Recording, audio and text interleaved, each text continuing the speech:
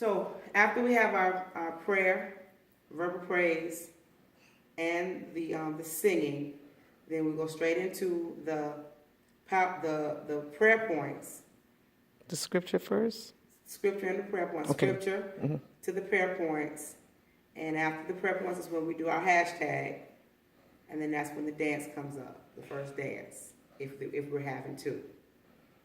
All right. After that, the dance, and also, I'm sorry, after the prayer points, there's a selection. Selection leads into the hashtag.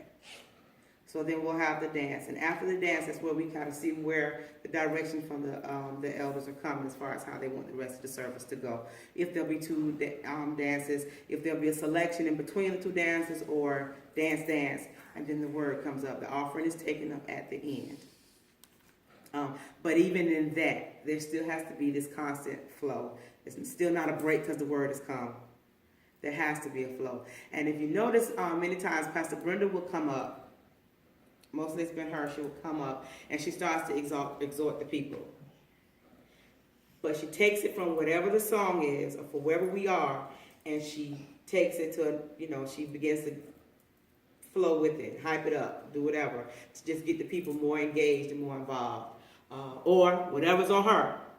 If there's a bubbling in her, it's going to overflow. And as she overflows, it hypes up.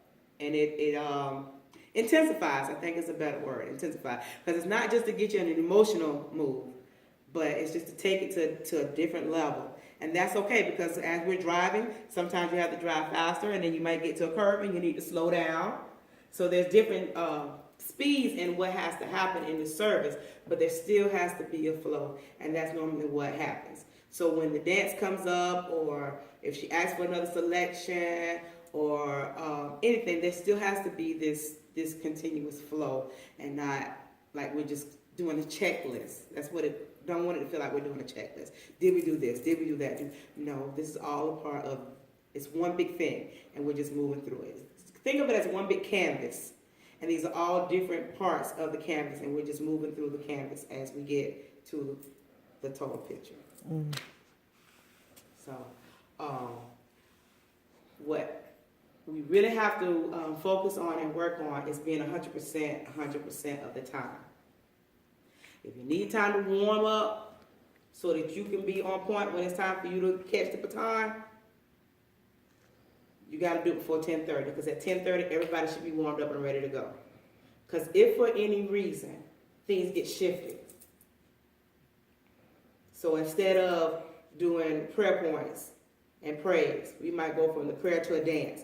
You have to be prepared, because the service may call for a shift.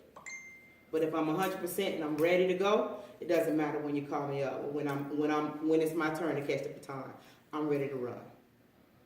So that's the thing. At 10:30, everybody's ready. That if right now, instead of prayer, we're going to go straight to verbal praise or straight to a selection, I'm ready. So that's why, it's very important for everybody to be in place and ready to function at 10:30.